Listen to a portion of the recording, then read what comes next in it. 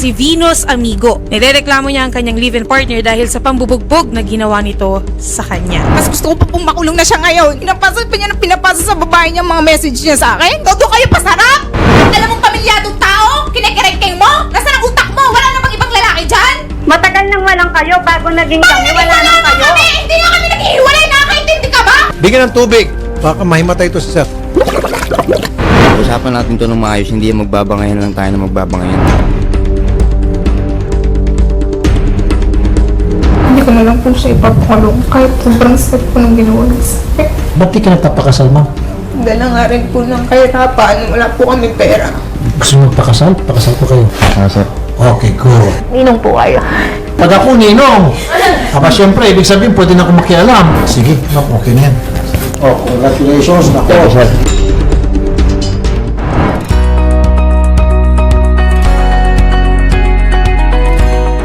Tao po! Kumusta, Mami? Okay naman po. Ito po yung bahay ng nanay ko na inuupahan. So dito muna kayo pansamantala. Dito po muna kami. nakikituloy. Opo. So, Ma'am, Sir, nandito ako ngayon para alamin kung ano talaga yung naging desisyon nyo. Nung una po, kahit nakauwi na ako, talagang hindi pa rin talaga nawawala syempre yung galit ko kasi sobra-sobra na nga po eh. Pero syempre, mas nangibabaw pa rin po sa akin ang pagiging mabuting tao ko. Kahit pa anong sabihin sa akin ng mga kamag-anak ko, tsaka iniisip ko na rin po yung pamilya namin. Kasi kawawa naman yung mga anak ko, napakaliliit pa nila. Tulad nga po ng sabi ko, galing na po kami sa broken family. Ayoko maranasan ng mga anak ko yun. Kahit paulit-ulit niyang ginawa yun sa akin. Siguro nga, napaka-martyr ko, napakatanga ko. Kaya paulit-ulit ko pa rin siyang tinatanggap. Nung galing ho ba kayo kay Sir Rafi, ay dumiretso na kayo dito? Sabay po kayo? Hindi. Hindi pa po pala Ano kami nagsabay. Kasi po, pumunta pa po ako ng Krami eh. Kasi kailangan pa pong magpa-medical na una po siyang umuwi. So, paano naging sitwasyon? Anong nangyari kung bakit nandito na si tatay ulit ngayon? Kasi nga po, kahit nag-usap na po kami doon, na magpapakasal ako sa kanya, parang nagdadalawang isip pa rin ako. Hindi ko pa rin makalimutan yung mga nangyari. Tapos yun, pumunta siya dito, siguro po mga around 10 o 11. Ng gabi? Opo. Hindi ko kasi alam. Paano siyang pumunta dito? Alam naman po kasi niya yung papunta dito eh. Tapos inano lang ako ng kapatid ko na nandiyan siya sa labas. Ano yung naikwento mo sa akin? Kasi tumawag ako, tama ma'am, no? Na nakahiga ka daw, sir, sa kalsada. Yes, ma'am. Totoo ba yun? Nakahiga siya sa kalsada. Totoo yun, nakahiga po siya sa kalsada paglabas ko. Kasi hindi ko nga talaga siya inintindi. Kasi nga po, kahit umuuna ako kay Sir Rapi, hindi pa rin po talaga nawawala yung galit ko. Paulit-ulit na kasi ma'am eh, di ba? Tapos yun nga, yung tawag siya ng tawag sa akin, text siya ng text sa akin, hindi ko iniintindi. Hanggang So, sa ano nakatulog nangyari? na ako. Ginising po ako ng kapatid ko. Tapos, Nung nakita ko siya sa labas, syempre, naawa po ako. anong ginagawa niya sa labas? Yun nga po, nakita ko po nasa kalsada, nakahiga. Dito? Sa kalsada dito? Sa labas po ng gate. Anong naramdaman mo, ma'am, nung nakita mo itong Siyempre, si Sir kahit Romiel? galit na galit po ako sa kanya, nangibabaw pa rin po yung pangunawa ko. Pangunawa, pagmamahal.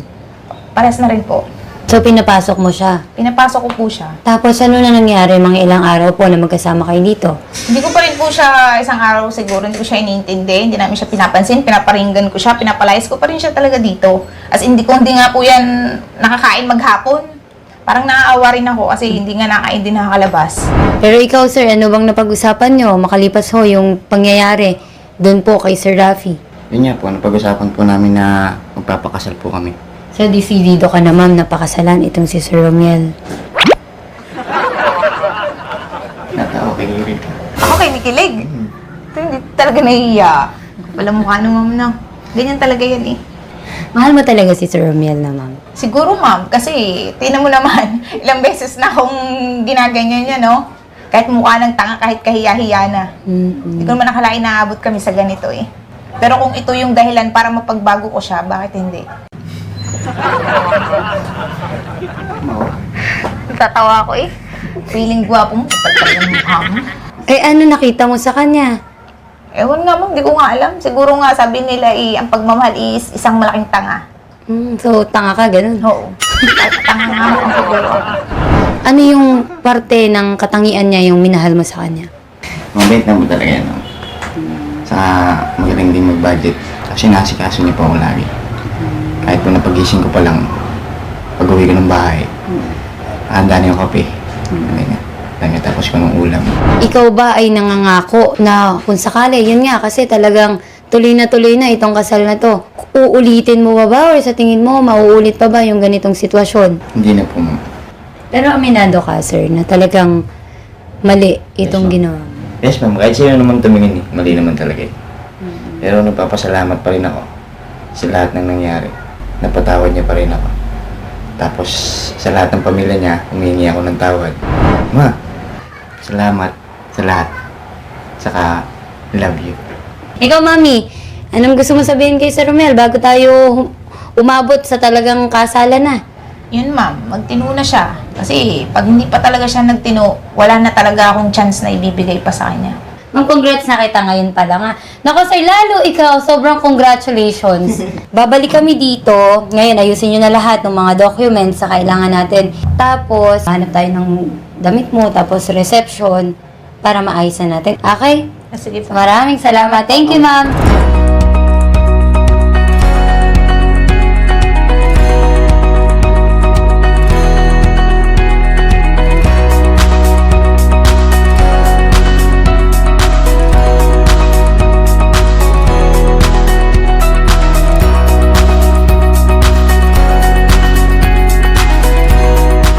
Medyo may ginawang sweet moment si Sir Romiel. Nag-propose siya kay Ma'am Venus. So, patingin nga, ma'am. Tingin. Oh! So, kailan ka nag-propose? Kahapon lang, ma'am. Paano mo ginawa yung proposal? Biglaan lang, ma'am.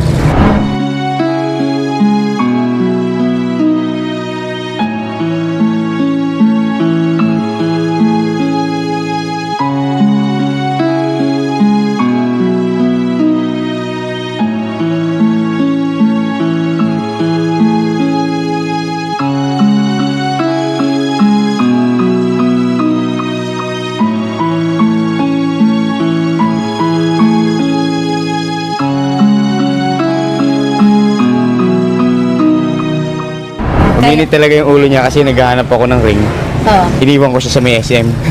Mag-isa siyang namimili sa hypermarket. So, kaya nag-away kayo kahapon? Oo ma'am, hindi ko siya pinapansin. Tapos? Tapos pag uwi namin dito, nawala na naman. Kaya naiinis ako kung saan na naman pumunta. Tapos pagbalik nga, galit na galit pa rin ako sa kanya. Tapos yun, di ko alam, may dala pala siyang bulaklak tsaka ring. So, anong naramdaman mo, ma'am, nung pagdating niya dito, may dala siyang flowers, and then yun nga, may sing-sing. Galit na galit pa rin ako ma'am. Kasi yung kapatid ko nawala sila. Sabi ko, Barmar, saan kayo galing? Di daw niya ma'am alam. Sadyan lang daw sa labas. Tapos naiyak na ako. Tapos makita ko yun. Di ko nga alam na may dala-dala siya. Para bang nablangko na ako kasi nga sa galit ko sa kanya. Sige, ma'am. Ngayon, punta na tayo, ha? So, hanap na tayo ng gown mo, gown ni baby dahil birthday din niya, and then si Sir. Okay?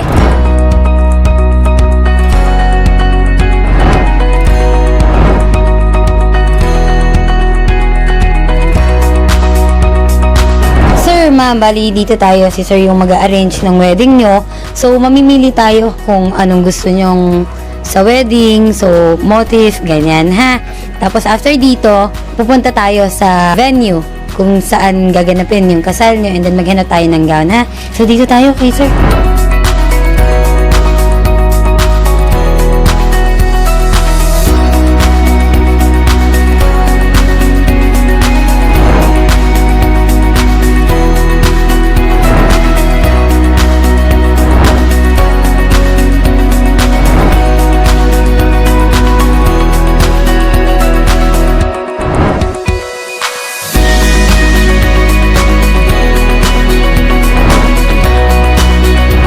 Sir, ito yung magiging venue natin for the wedding. And then, dito naman kung makikita nyo po, dahil garden wedding po siya, so doon gaganapin yung ceremony during wedding niya. So, okay ba sa'yo yun? Okay po ma'am. So, ma'am, diretso na tayo sa, syempre, pinaka-importante. Kailangan maging maganda ka sa kasal mo. Ha? And then, after nun, magkita na lang tayo sa February 14, okay? Apo.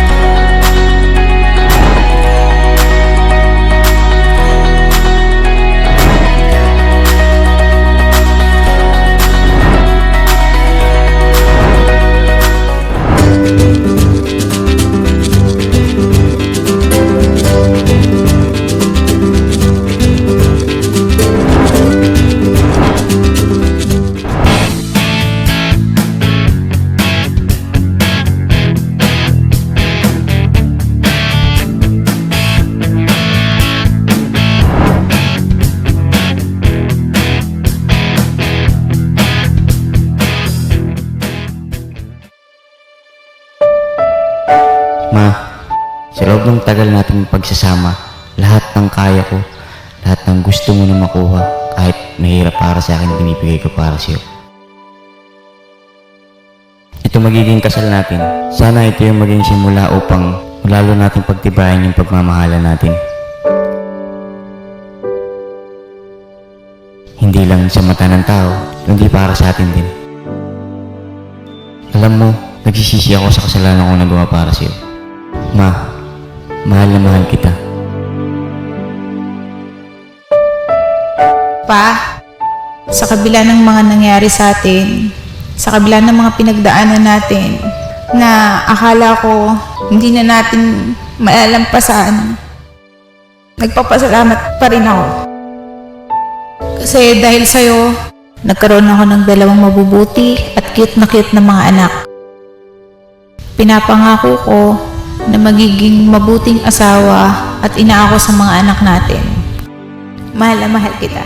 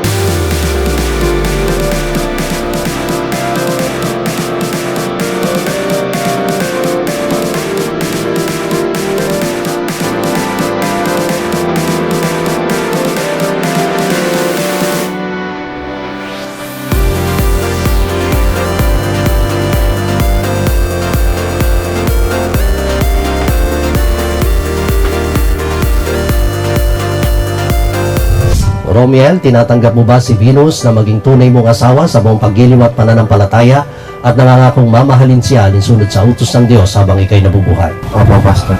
Venus, tinatanggap mo ba si Romiel na maging tunay mong asawa sa buong paggiliw at pananampalataya at nangangakong mamahalin siya alinsunod sa utos ng Diyos habang ikay nabubuhay? Opo, Pastor. Ito ang singsing na simbolo ng ating pagmamahalan, na kahit sa dulo ng walang hanggan at kahit na tumandaman tayo, ang ating pagmamahalan ay mananatili. At sana lang, itong singsing na to ay manatiling lagi natin siya upang lagi nating maalala kung paano natin mahal ang isa't isa. Muli, mahal na mahal kita habang buhay. Romiel, isuot mo ang singsing nito. Tanda ng aming pagmamahal. Ipinapangako ko sa'yo na mas magiging mabuting asawa at ina ako sa mga anak natin. Mahal na mahal kita.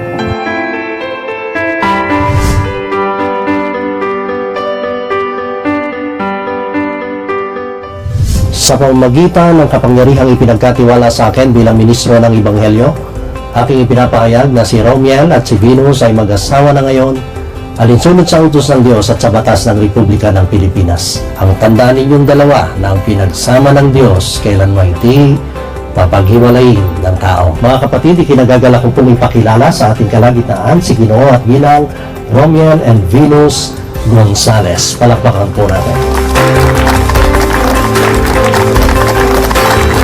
Romiel, gusto nilang makita yung matamis mong halik.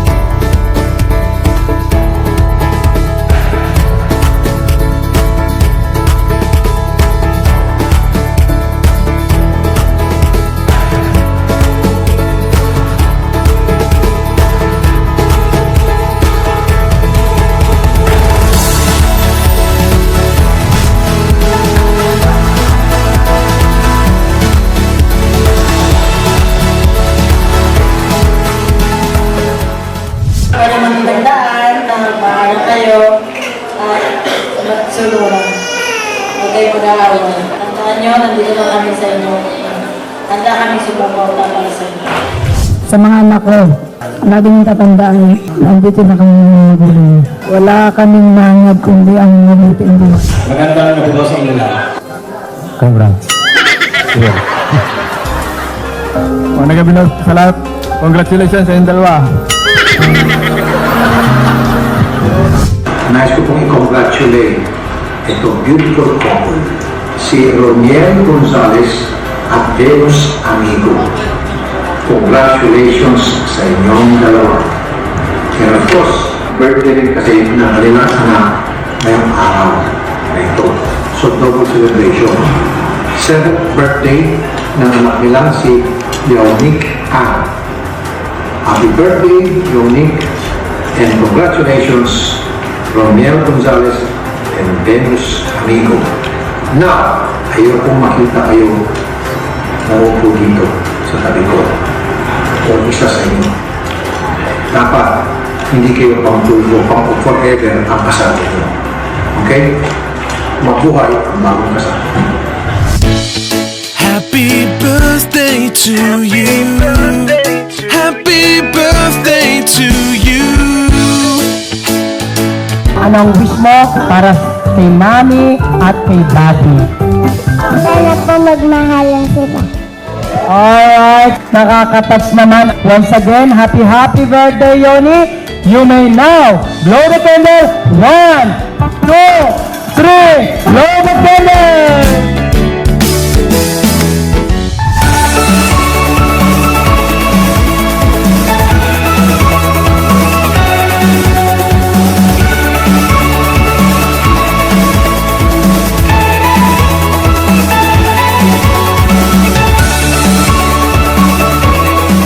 Nagpapasalamat po kay Sir Idol Rapid Tulpo, naninong na po namin ngayon. Kung hindi dahil po sa inyo, wala po kami ngayon dito. Maraming salamat po kasi kayo po yung bumuo ng pamilya namin. Hindi po namin makakalimutan ang napakalaking naitulong niyo sa amin. Punong-puno po kami ng kaligayahan ngayon kung hindi po dahil sa inyo. Maraming salamat po. Sir, maraming salamat po sa tulong po na ibinigay niyo sa amin. Alam ko po na ngayon po ninong ka na po namin. Maraming salamat po. Una, pinagayos mo po kaming mag-asawa upang mabuong muli ang aming pamilya.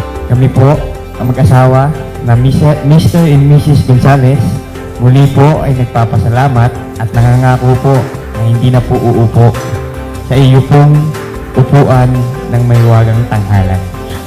Yun lang po, maraming salamat po ulit. Tatandaan mo lang na nandito lang ako at ang mga anak mo para sa'yo. Mahal kita. Una, humihingi ako ng tawad sa magulang po ni Miss Venus, sa kanya pong mga kapatid, sa nangyari po sa mga tsuhin, sa mga pinsan po. Sana po bigyan niyo po ako ng pangalawang pagkakataon para po patunayan ko po yung pagiging isang tunay na lalaki ko kay Venus. Alam ko po malaki yung pagkakamali ko, pero sana po gabayan niyo kami at tulungan. Pangako ko naman sa iyo, mamahalin kita, hindi kita pagpapalit. Yun lang. Salamat sa lahat.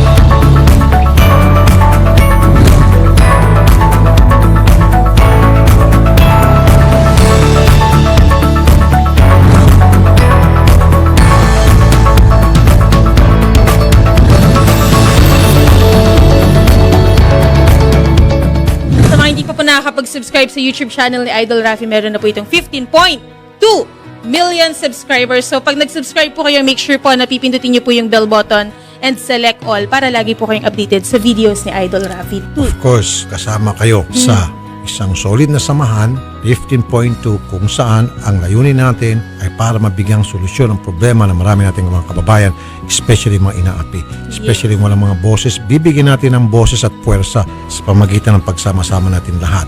Meron tayong numero, meron tayong lakas. At dito, binibigyan ng power ang mga netizen.